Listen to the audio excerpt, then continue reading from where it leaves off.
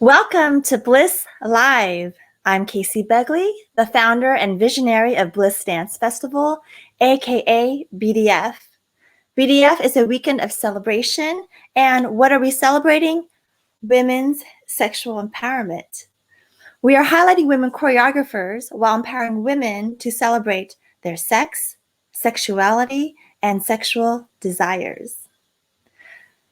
Tonight, we are talking with BDF workshop facilitator, Chanel Jaali. Let's welcome Chanel.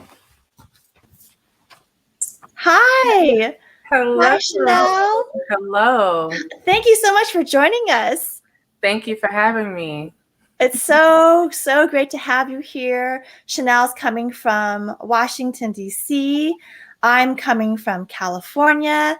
And Stephanie, our ASL interpreter, is also coming from California.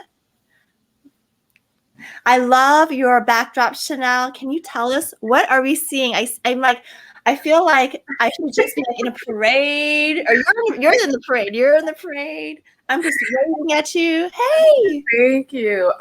So I consider myself to be quite a crafty person. And so behind me are several backdrops I have. I do photography on the side. So sometimes I create my own backdrops for portraits and whatnot. So this is a frame I found, and so it's empty in the middle so somebody can hold it up. And this actually goes all the way down. It's quite big. But yeah, make it myself. It's like a form of self-care to be crafty for me. So I love that. You know what? I should really try that for the actual festival itself. Maybe have greenery. Because this year our color theme is green. That'd be really, really sexy, I think. That'd be nice. My favorite color. And I have like red down here. There's pink behind this one. And I did like this big green wall for someone. So yeah, you should really do it. I can give you a tutorial. No problem. Actually, yes. Okay, let's see if I do it, because I am not crafty. Okay. I know how to shop, but I am not the most crafty.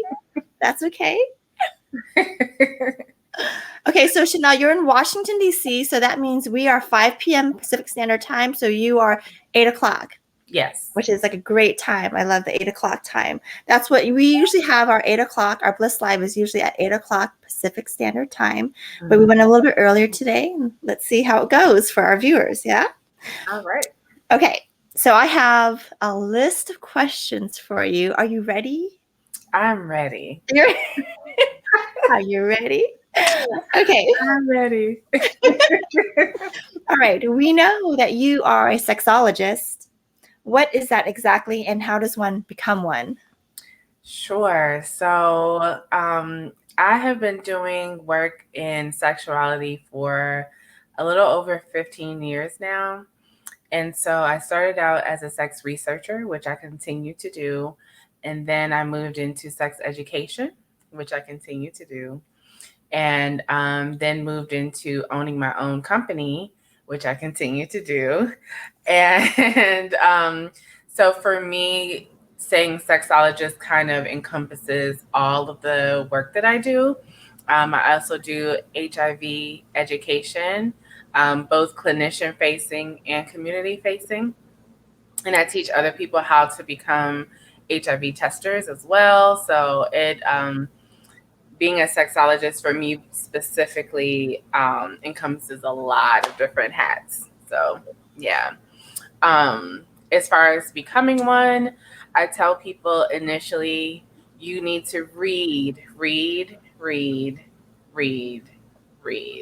There's a lot of reading involved. I think people hear the word sex or see the word sex and they think, ooh, all right, sign me up. Yes, however, comma, there are so many parts to sex and sexuality, right? There's what's your niche? What do you want to focus on?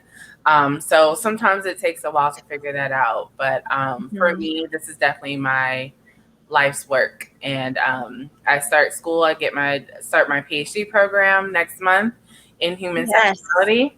So I'm like solidifying this thing. No more school after this because I am fired. You say that now, right? You say no more school, but you're a researcher. You like to study. You are a student. You're an educator. But Chanel, just talking to you briefly the other day, I know, I don't know. I feel like who knows what's going to happen for you in the future. We'll see. I definitely appreciate that. Yeah, and that is, to your point, being in this work requires you to be a student because there's new terms coming out. There's like, we get older, so like there are younger people underneath us and they're like saying a word or slang, and I've never been hip. So I'm always asking youth, like, what does that mean? Oh, back in my day, we used to call it. I'm one of those people now. So, I teach college students and I'm always asking them too, hey, hook me up. Because I'm also a mom and I need to stay with it. And I know that what I just said just now just totally aged me. So, whatever. I was with you. I was here with you. Okay, so I have a question. I mean, I have a few, but my question is, how did you decide to study sex? I would say it was kind of happenstance. I was finishing my undergrad degree in sociology and psychology, and I knew I didn't want to go straight into like clinical work because I thought it would be boring for me specifically. Mm-hmm. And one day I was having a conversation with some friends, and the conversation turned to sex, as it always does. And it was one of those. I like your friends. I love my friends. My friends are amazing. But yeah, it was kind of this light bulb moment, honestly, that like, I wonder if there's some kind of like sex psychology that might be fun. It was really a passing thought. But then I started doing my Googles to see like if there was something to that. What I did find was that there weren't a lot of people of color, specifically Black people, and then even more specifically Black women that were doing any kind of research around sexuality. I didn't see a lot of research around Black sexuality, besides a few scholars that I knew about. So I said, oh, there's space for me here. This is a way that I can be helpful in the world, because it is important to know about bodies, to know about how to relate to one another, because it's not just the act of sex. It goes way beyond. Yeah. Oh, yeah. I would say it's the brain. It is. I know, right? So what made you decide to want to educate others in sex and sexuality? One thing that was really important, I found out very quickly that people receive information, sensitive things like around sex and sexuality from people who look like them. And it was I noticed that it's more digestible if I look like your cousin or your auntie or your sister rather than like, I don't know, Biden or something. Imagine like, that's no shade to Biden. I don't know him, but also imagine if that's your sex ed teacher and you look like me. There's going to be a little disconnect there. So it's helpful that, to have someone younger, to have, and I know I will age and I have been aging this whole time. But when I started out, it is important to have like that peer to peer conversation. And meanwhile, I was in the background studying and making sure that I actually knew what I was talking about.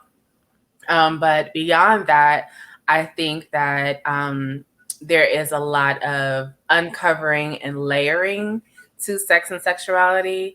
And so in everybody's individual journey, but just to get people to start thinking beyond what I did in the bedroom. You know what I mean? And just thinking about like your sexual self now, how did we get here? The things that you say, oh, I want to do this better. I want to, and I'm not happy with this. Okay, we can put a pin in that, but we're going to have to go back and figure out how we got here. So it's going to be some work involved. Right. The reading, like you said, and communication and understanding where our sexual thoughts come from and our fantasies, which is what our theme is, her wildest fantasy. That's our theme this year. And that is the sexual wellness workshop that you are leading on Friday, August 6th. Yes. And you'll have a panel that consists of Topanga Turk, and she's from Fempire, and Elise, who is from Steel and Grace. And we also have Nudista, and she's also a sex educator.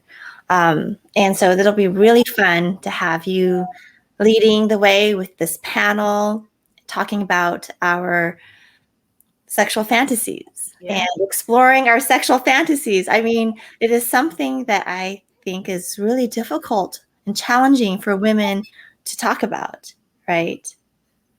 That's what I find. Yeah, absolutely. Yeah. You find that a lot. I'm wondering would you be able to share one or two fantasies women may have that we would be shy or scared to say out loud, even admit to, Yeah. And being the person, I know so much about so many people just like, this is all the things I'm thinking about sex all at one time. Here you go. And I'm like, whoa, we're at a Christmas party. But I think what a great place to have that conversation. I mean, why not, right? One fantasy I will say that I've heard a couple of times is having like either group sex, or let's say you are in a femme body, like having all masculine bodies. Like maybe some people, I don't use the word train or anything like that, but like having sex with a bunch of men at one time. However you term that, wherever you are from. So I hear that a lot. There are women who are very curious about having like sexual energy, intercourse, however you want to put it, with other women. And they don't know how to navigate that. And I just kindly remind that we live on a spectrum and not in a box. And it's okay if you find somebody attractive that you didn't expect to find attractive. But yeah, those are just two of several. But yeah, those are, I hear that quite often, like, I have these curiosities about women, but I just don't know. And some of them are married, they're married to men specifically. So then they're like, oh, what about that? So there's some layers there. Yeah. Yeah. That's so exciting, I think. I mean, especially if you're married and you're just discovering all this new sexuality, and 'cause we're always changing, we're always evolving, and that includes our sexuality, or else it would be a little bit boring. It would be so boring if we're just always the same since we were born. Forget that. So, Right. yeah. Or they say, oh, after you have, you have your career, or after you have your family, then you're set. That's who you are. That's who you're going to be. And I'm like, oh no. That doesn't give grace for any kind of growth. That doesn't give grace for learning something new. You never know. You might just see something on TV and then it might spark a new idea, but we often don't give ourselves and other people that grace for inspiration or to be who you were like 5 years ago. Right. Yeah.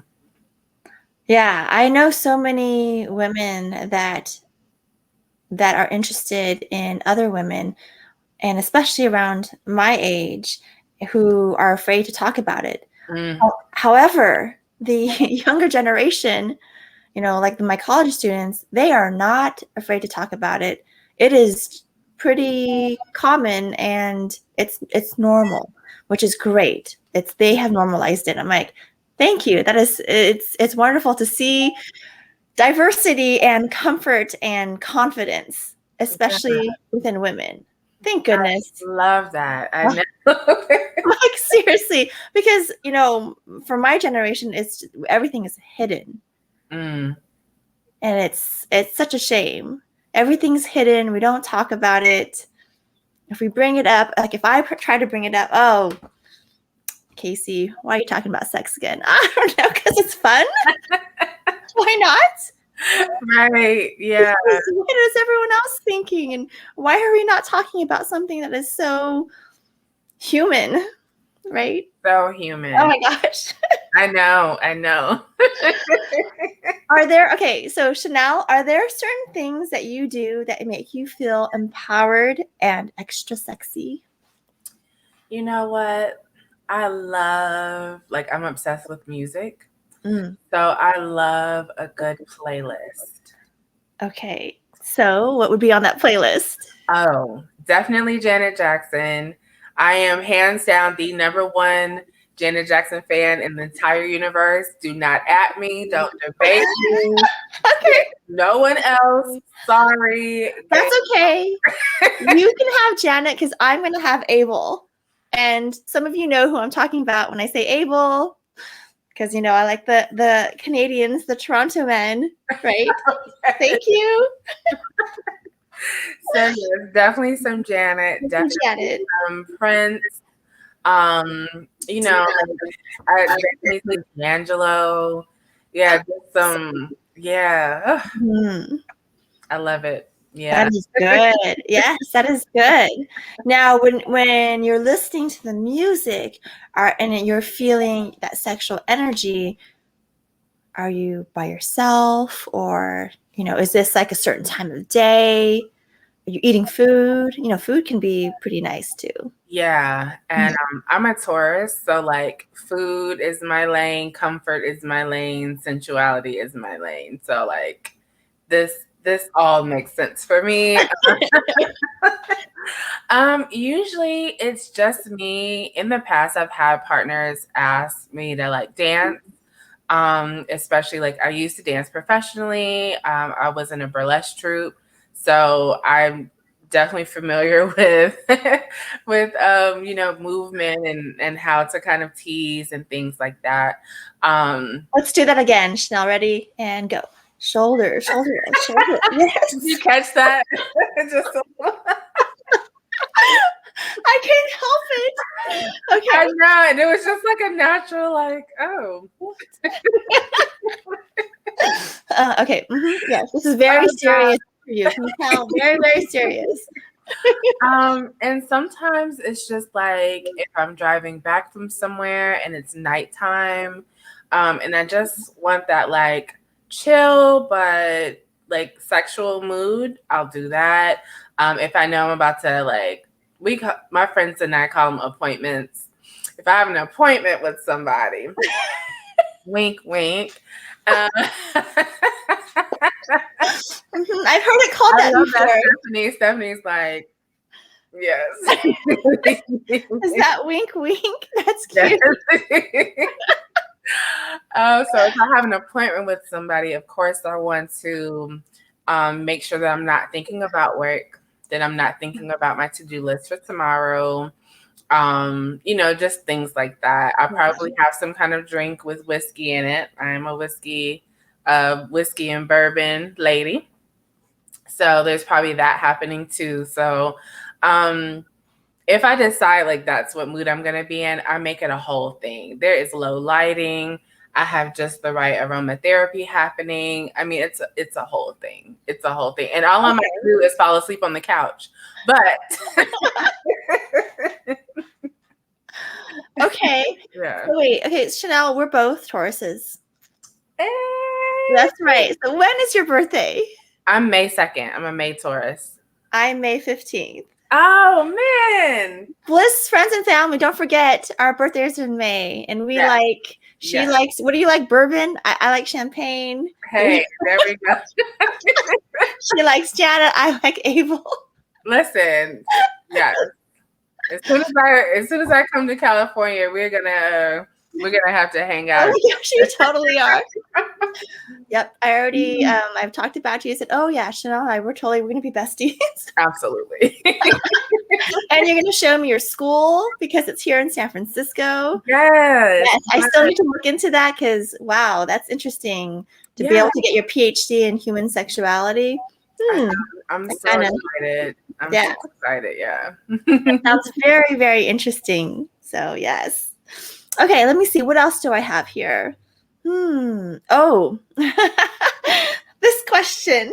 Uh-oh. No, it's great. Okay, so have you ever been able to live out your wildest fantasy?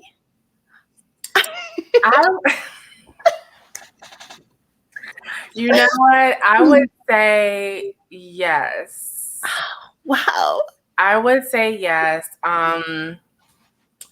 And what I liked is that every like fantasy I came up with, like I've been able to do it. And I like to tell people that wild is relative. So don't think that you have to be, on a balcony in Miami having sex where people can see you. I know that sounds really. But you can. But you also can, right? And for some people, like wild is lights on, and that's okay. Mm-hmm. And for some people, it's like, let's find the most public place completely possible and do this thing. That's fine. Don't get a ticket or exactly. Don't get arrested. Don't get arrested. Don't get arrested. But so yeah, I would say I have been, and what I liked is that everybody tells me they're at grown-up activities, and I'm always like, and what else? Ooh, so I'm that friend. Like, I need the full details. I need to know what you had on. Like, okay, so you went from this room to this room. Okay, what time? It was 8:30. Okay, like, give me all of that. Yes. I'm here for that. But to answer your question, I would say yes. And I like that it was on my own terms, and that there was like enthusiastic consent all around. So yes. Very important. Yes. Oh my gosh. There must be more though. Like you've lived out your fantasies, but I'm guessing, I mean, you're pretty young. I'm hoping that there's more and you have more to look forward to. Yeah, I think so. And it could just be like a person, like a particular person I have a crush on, and that might be a whole thing, or it could be, I've never gone to insert city here and, had an appointment there or whatever. I'm sorry about the appointment because I've had some people say that to me too. Oh, I have a D appointment, and I'm like, and I thought I thought that meant like a doctor's appointment. Okay, so I was totally clueless. I'm like a doctor's appointment, like to go check out the D. And they're like, no. And I'm like, I'm so confused. Yeah. So I understand what that means now. Yeah, and we develop, like, I know all these different friend groups who do it, but my particular friend group, we have all kind of like coded language. We can have a whole conversation really at a church or at a park with their children around, and we could be talking about sex the whole time, and you would never know because we have like codes and like ways of saying, appointment. Nobody knows what that is, but we know what that is, that kind of thing, or we have all kind of like language for things. So I know secret language now. Oh yeah, like just like Sex in the City, coloring. I love to color, Yeah, and like you have to get creative, especially like, some of my friends have children, and so like, when the aunties come over, we want to be able to be updated on everything, but like there are little ears around. Yes. So then now we have to like go to the code, and then if it's just us, then we can say what we want, but right. We know how little ears work. They're like, why are the aunties always laughing so much? Right, exactly. Speaking of, why are my aunties laughing so much? That's interesting. I need to find out. Right. Okay, I have one last question for you, and that is, do you have advice for others who would want to make their fantasies come true? Yeah, I would say start with yourself first, as far as like, think about it. One of my favorite things to do as self-care is to daydream. And so like flush it all the way out. It doesn't have to like make it as perfect as you want, as messy as you want. It can look like something that's the next episode on Netflix. Make it what you want, right? And then kind of go backwards. So, if your setting is in Milan and you live in DC, okay, so you might need to tailor that. Just things like that. But don't be afraid to think broadly and to like be detailed and just figure out the things that you like and don't like. And then also know that you don't have to make your fantasies come true. There can be, something that lives in your head that gets you going for your self-care time, self-love time, if you have time with your partner, and that's just something that like, okay, I like to think about this thing in order to get you going, great. So also don't think that you have to like go on this mission to, this like, 007 mission to, to make these things happen. But also like give yourself grace and leave space for that as well. But I just say like, yeah, have fun with it and don't be ashamed of what gets you going. Like if you feel like that, it's a little out of control, or you feel like, like you won't be able to handle it well, then okay, we can talk about those kind of things. But don't, just allow yourself to just be free. We don't have enough joy. We don't have enough freedom here, enough liberation. And that's something you can do for yourself quietly that no one has to know about. It's your thing. Yeah. I love it. Yes. Thank you. Thank you so much, Chanel. You're welcome. Thank you for coming out and talking with me and sharing all this great info with our Bliss friends and family. And yeah, I really appreciate your time and your education behind all this. This is great. Thank you. You're welcome. Thank you so much for having me. And thank you, Stephanie. Stephanie's awesome. And thank you so much for hanging out with us tonight. We are so happy to share all the intimate details with our Bliss friends and family. Don't forget to register for Bliss Dance Festival It's open on Eventbrite right now. Our festival is August 6th and 7th. You can see Chanel on August 6th during one of our Zoom workshops. They're all private. So yes, thank you. We'll see you then, and good night and sweet dreams. Bye.